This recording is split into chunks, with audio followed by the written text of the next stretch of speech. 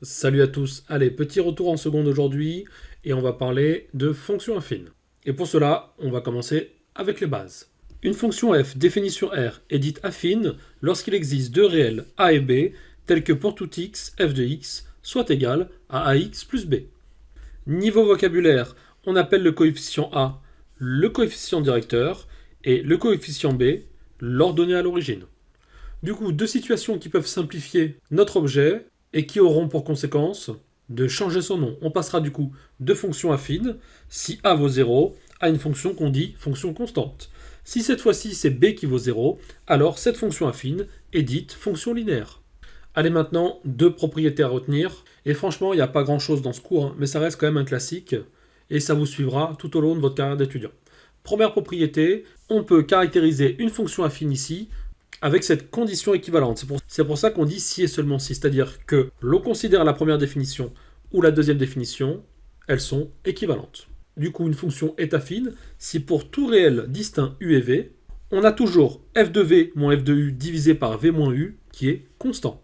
Du coup, une fois qu'on connaît cette propriété équivalente, on va pouvoir dire que si f est une fonction définie sur R par f de x égale à x plus b1, du coup une fonction affine, et si l'on considère deux réels u et v distincts, alors on a toujours a qui vaut f de v moins f de u sur v moins u, et b, l'ordonnée à l'origine cette fois-ci, qui vaut f de u moins au. Ce qu'on peut faire ici rapidement pour peut-être simplifier le charabia, on va considérer la fonction affine suivante. 2x plus 3. D'accord? Et on va regarder effectivement si ce rapport-là est constant, comme on l'a dit. Et on va prendre deux exemples pour montrer que ce rapport est bien constant. Ça ne suffit pas à généraliser, mais au moins notre conviction prend forme. Du coup, premier réel, je vais prendre u qui vaut 1, ok, et v qui vaut 2. On a du coup ici f de v moins f de u sur v moins u qui vaut f de v, c'est l'image par f du réel 2. Donc ça nous donne quoi? 2 fois 2, 4. 4 plus 3, 7. Donc on a 7 moins 5, f de 1, il vaut 5, sur 2 moins 1. Et on trouve ici 2. Ok? On refait la même chose ici, mais cette fois-ci, on va changer les points et on va prendre deux autres points qui n'ont strictement rien à voir. Je vais choisir par exemple u qui vaut moins 4 et v qui vaut 5. Ok? Donc j'ai f de v moins f de u sur v moins u. Ça nous donne quoi? F de 5, ça vaut 13. Moins f de moins 4. F de moins 4, ça vaut combien? 2 fois moins 4, moins 8. Moins 8 plus 3, moins 5. Donc ça nous donne 13 moins moins 5. Ça nous donne du coup 13 plus 5. Et en bas, on a du coup v qui vaut 5 et u qui valait moins 4. Donc moins moins 4, ça nous donne plus 4. Et on trouve ici 18 divisé par 9, ce qui nous donne 2. Donc vous voyez, on a quand même la conviction que ce rapport est toujours constant lorsque l'on a affaire à une fonction affine. Alors maintenant, je vous ai mis deux zones. Ça va être les deux situations que vous allez croiser lors de vos exos ou de vos examens. Première situation, la plus simple, l'examen vous donne le coefficient directeur. Donc on va vous dire par exemple, on sait que le coefficient directeur vaut 2, ok, et on sait quoi? On sait que la droite D, ok, passe par le point grand A de coordonnées par exemple 2, 4. Et à partir de là, on va vous demander de trouver l'équation de la droite. Du coup, on se rappelle, on a f de x qui valait ax plus b. Du coup, ici, a, il est donné, on a 2, et notre fonction affine se transforme en 2x plus b. Ce qu'on va faire ici, c'est qu'on va isoler b. On a du coup b qui vaut f de x moins 2x. Et maintenant, ce qu'il faut vous dire, c'est que puisque a est un point de la droite, d'accord? Ça veut dire quoi? Ça veut dire simplement que lorsque x est remplacé par l'abscisse de ce point-là, ok?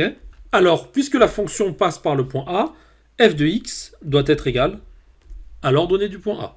Si vous ne le voyez pas, regardez rapidement, je me permets de faire un petit truc sur la droite. Et ça marche pour n'importe quel type de fonction. On va faire une droite comme ça. On aurait pu faire un truc comme ça, ça revient au même, c'est un principe général. Si je sais que cette droite passe par un point A, dont j'ai les coordonnées qui valent par exemple alpha et bêta. Ça ici, c'est ma droite, donc on l'a appelé F, ok? Donc ça veut dire quoi? En ce point-là, qui vaut combien? Qui vaut alpha, puisque c'est les coordonnées du point A, ici on a bêta sur les ordonnées. Du coup, F de alpha vaut combien? vos bêta. On est d'accord? Et du coup, les coordonnées du point A qui étaient alpha, bêta, elles valent combien? Alpha, f de alpha. Car f de alpha vaut bêta. Du coup, ici, on revient sur la gauche. On va prendre quoi? Pour x, on va remplacer x par l'abscisse du point A. Et on obtient ici b qui vaut f de 2 moins 2 fois 2. f de 2, ça vaut 4. Et 4 moins 4, ça nous donne 0. Et du coup, on va se mettre ici. On trouve pour l'équation affine de cette droite f de x qui est égale à 2x plus 0. Et donc, on a affaire à une fonction linéaire. Ok, maintenant, deuxième cas. Le cas qui prend un peu plus de temps, mais c'est pas très compliqué, vous allez voir. Cette fois-ci, dans votre exercice, on ne vous donne pas le coefficient directeur de la droite. On vous donne simplement 2 points par lesquels elle passe. Pour définir une droite, on a besoin de 2 points distincts seulement. Donc ici, dans votre énoncé, vous allez avoir un truc du style, soit la droite qui passe par les points A, de coordonnées 2, 2, et de coordonnées 1, 5. Du coup, votre objectif ici, c'est de trouver l'équation de la droite qui passe par A et B. On rappelle ici, f de x vaut ax plus b. Qu'est-ce qu'on sait sur A? Le coefficient directeur.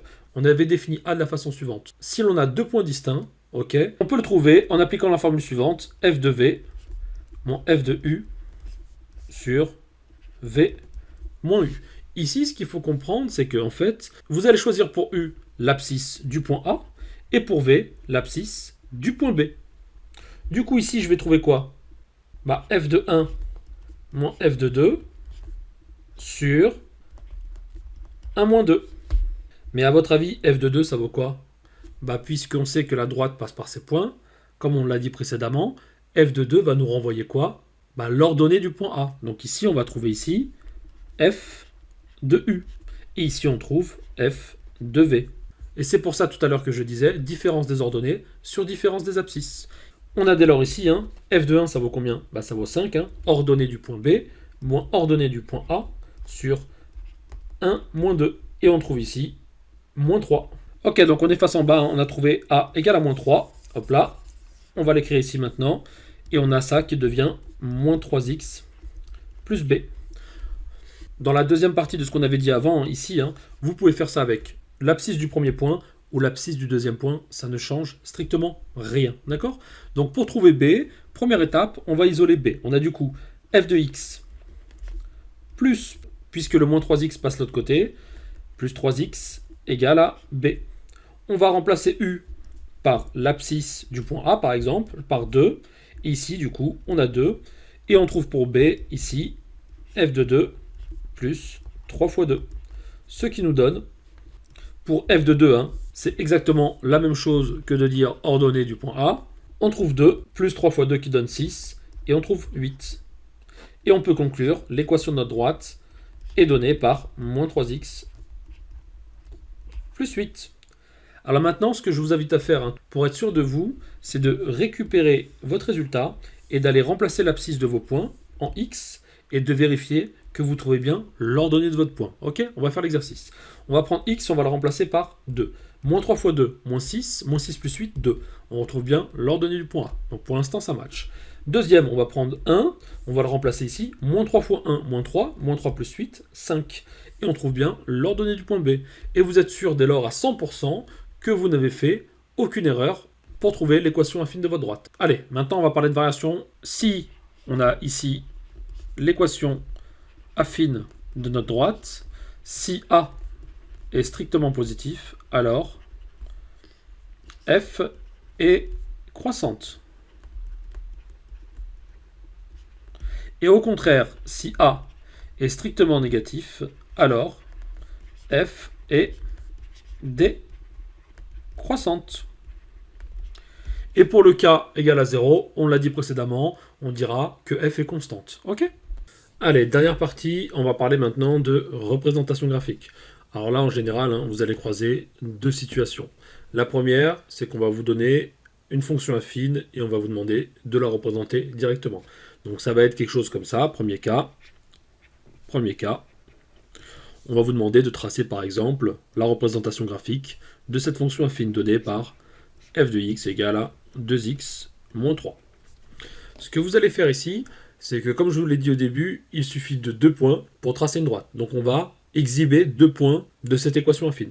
Donc vous allez remplacer x par une valeur et trouver la valeur f de x correspondante. Ça vous donnera un couple de valeurs qui représentera le premier point par laquelle cette droite passe. Donc on va prendre la valeur la plus simple de x, hein. Je vous invite à toujours faire pareil, 0. Et on trouve ici, du coup, f de 0 qui vaut moins 3. Donc on a notre premier point. On va l'appeler du coup par exemple A, de coordonnées 0, moins 3. On sait que cette droite passe par ce point A. On va faire pareil, on va prendre un deuxième point, x égale à 1, et du coup, f de 1 vaut moins 1. On aura un deuxième point de coordonnées 1, moins 1, et le tour est joué. Et voilà, on place ces 2 points sur le repère, donc 0, moins 3, 0, moins 3, il est ici. Puis 1, moins 1, on est là. Et après, on trace la droite. Ok, c'est clair pour vous?